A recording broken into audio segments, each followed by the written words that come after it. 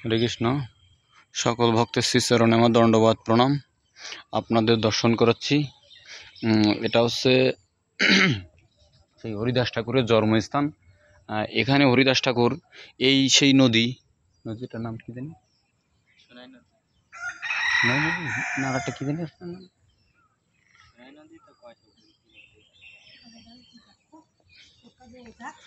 এখানে তিনি স্নান করতেন। সেই ঘাটে বসে উনি স্নান করতেন। আর এটা হচ্ছে তার জন্মস্থান। এটা হচ্ছে সেই সোনাই নদী। এই নদীতে হরিদাস ঠাকুর তিনি এখান থেকে স্নান করতেন। আর সেই ঘাট, এই ঘাটে উনি স্নান করতেন। আর আমরা যে হরিদাস ঠাকুরের বাসভূমি, এখানে জন্মস্থান, এই জন্মস্থানে আছি। এই জন্মস্থানের ওপার হচ্ছে ভারত আর এপার হচ্ছে বাংলাদেশ। আপনারা দর্শন করুন, ওই পারে যে গাছগুলো দেখছেন ওটা হচ্ছে ভারতের গাছ, আর এপারের এইগুলো এই হরিদাস ঠাকুরের যে বাসভবন এটা হচ্ছে বাংলাদেশের মধ্যে, আর ওটা হচ্ছে ইন্ডিয়ার মধ্যে। তাই এটাই। আর এখানে বিএসএফ এবং তারা এখান থেকে যাচ্ছে আসতেছে। আর এই নদীর ওপর যদি কেউ মাঝখান পর্যন্ত চলে যায়, তাতে সাথে সাথেই তাদের বিএসএফ অ্যাটাক করবে। তারা এখানে আছে আশেপাশেই। আপনাদের ভিতরের দিকে নিয়ে যাচ্ছি দর্শন করাতে, আপনারা সাথে থাকেন। আর এটা খুব সুন্দর মনোরম পরিবেশ একটা। আপনারা এখানে আসলে বুঝতে পারবেন এখানে কত সুন্দর। আর এখানে যে মাঝখানে যে ইটা দেখছেন, আমি এখানে যে মন্দিরের পুরোহিত আছে তার সাথে কথা বলে দেখলাম যে এটা হচ্ছে এখানে নামযজ্ঞ হয়।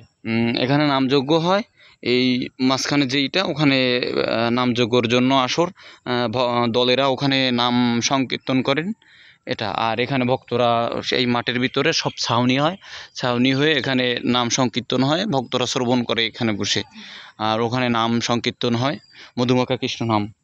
আর এইটা হচ্ছে শুনলাম যে হরিদাস ঠাকুরের জন্মতিথি উপলক্ষে এখানে নামযজ্ঞ হয়ে থাকে।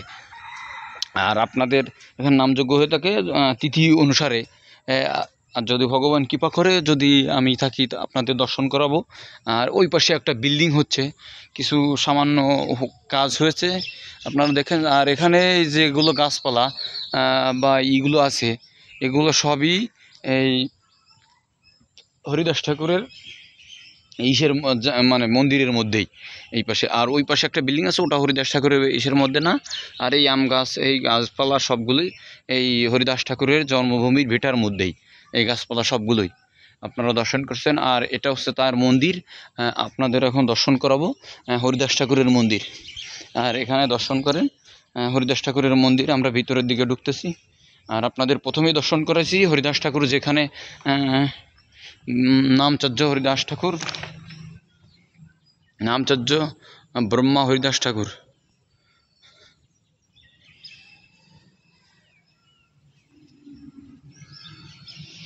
এটা হচ্ছে তার মন্দির, মানে তার জন্মস্থান। আর এখানে তার মন্দির আছে। এটা বিশাল বড় এরিয়া, আপনারা দর্শন করেন। এই যে এখানে মন্দির, বিশাল বড় এরিয়া মন্দির। এই যে দর্শন করতে থাকেন আপনারা। এই যে, আর এখানে হচ্ছে সেই হরিদাস ঠাকুরের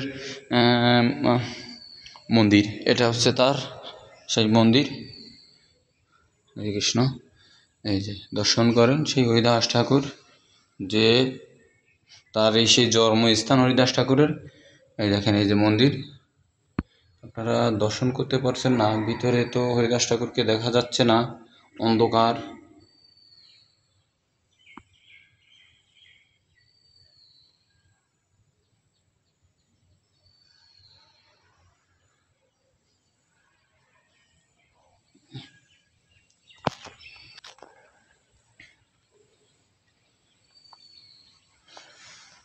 আর এই পাশে হরিদাস ঠাকুরের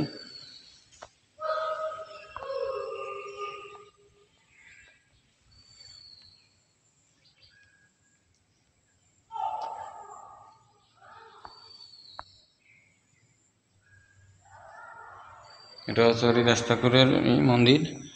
আর আপনাদের সামনের দিকে নিয়ে যাচ্ছি, আপনারা দেখতে থাকেন।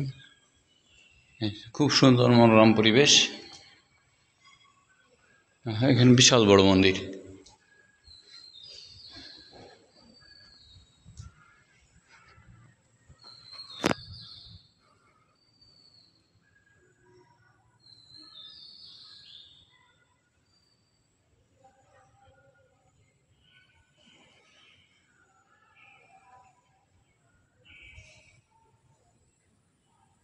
এখানে দর্শন করেন আপনারা হরিদাস ঠাকুরের সেই জন্মভূমি স্থান।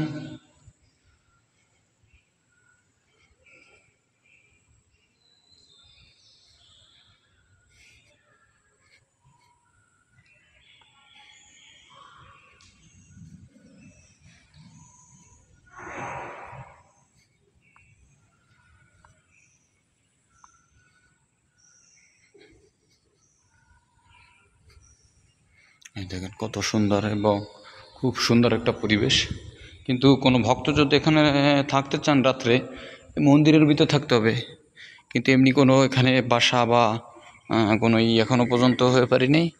আপনারা যদি কোনো ভক্ত থাকতে চান এমনি মন্দিরের এই যে ফাঁকা জায়গাটা দেখলাম এখানেই রাত্র যাপন করতে হবে। কিন্তু এমনি কোনো এখানে বাসা বা কোনো ঘর বা কোনো কিছু এখনও পর্যন্ত হয়ে পারেনি। ওই পাশে করার কথা বলতেছে, আমি জানতে পারলাম।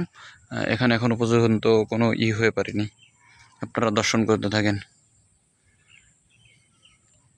এটা হচ্ছে তার সেই জন্মস্থান হরিদাস ঠাকুরের। আর এই হরিদাস ঠাকুরের সেই যেখানে উনি স্নান করতেন, এই ঘাটটা, সেই ঘাটটা, এই ঘাটে উনি স্নান করতেন হরিদাস ঠাকুর।